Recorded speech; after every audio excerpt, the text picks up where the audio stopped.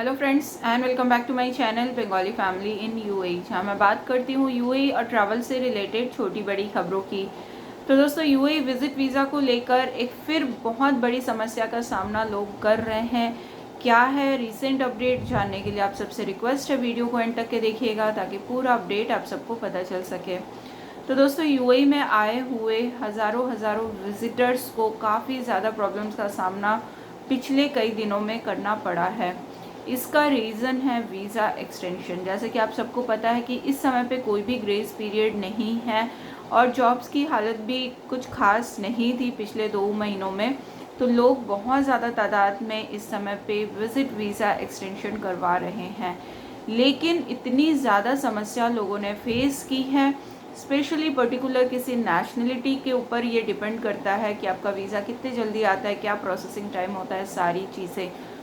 तो visit visa extension उन्होंने दिया था यूएई में करने के लिए, सारे प्रोसीजर, सारे डॉक्यूमेंट्स, पैसे वगैरह सारी चीज़ें देने के बाद भी जब वो लोगों ने एग्ज़िट किया, देखिए जब तक आप एग्ज़िट नहीं करेंगे आपका वीज़ा अप्लाई नहीं हो सकता, ठीक है। जब आप एग्ज़िट कर जाते हैं उसके बाद ही आपका स्टेटस चेंज या फिर नया विज़िट वीज़ा आता है। तो जैसे ही आप एग्ज़िट करते हैं ये लोग अप्रूवल लेके पहले ही रख देते हैं, लेकिन उसके बाद भी बहुत सारे लोगों का, कम से कम एक दिन में 400-500 लोगों का वीज़ा नहीं आ रहा है, जिसके कारण बहुत बड़ी मुसीबत का सामना करना पड़ रहा है। जिस भी कंट्री हम एग्ज़िट हो रहे हैं वहाँ पे हमको रहना पड़ रहा है या एयरपोर्ट पे ही रहना पड़ रहा है, ऐसी बहुत ज़्यादा प्रॉब्लम इस समय पे हो रही है। तो जो लोगों ने भी विज़िट वीज़ा एक्सटेंशन इस समय पे करवाना है, तो भले ही आपका थोड़ा बहुत अमाउंट ज़्यादा लगे, बेटर है कि आप अपने होम कंट्री के लिए ट्रैवल करें।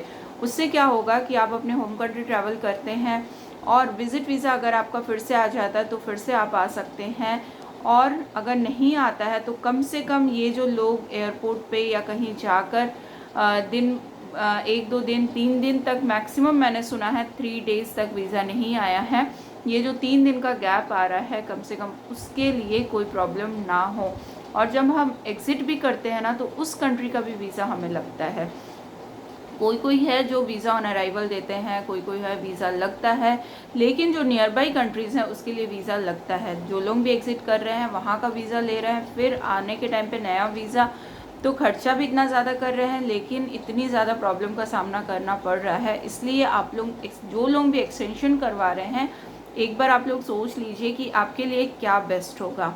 अगर आप इंडिया से हैं तो बाई रोड ओमान के लिए जा रहे हैं, आ रहे हैं, उतनी ज़्यादा प्रॉब्लम उसमें नहीं है।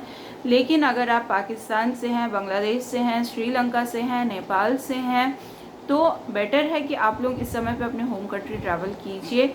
या फिर अगर इधर ट्रैवल करते हैं तो आपके पास पर्याप्त पैसे होने चाहिए कि वहाँ पे अगर हमको 2-3 दिन रहना पड़े तो वहाँ पे हमारे पास खाने पीने का एटलीस्ट पैसा होना चाहिए।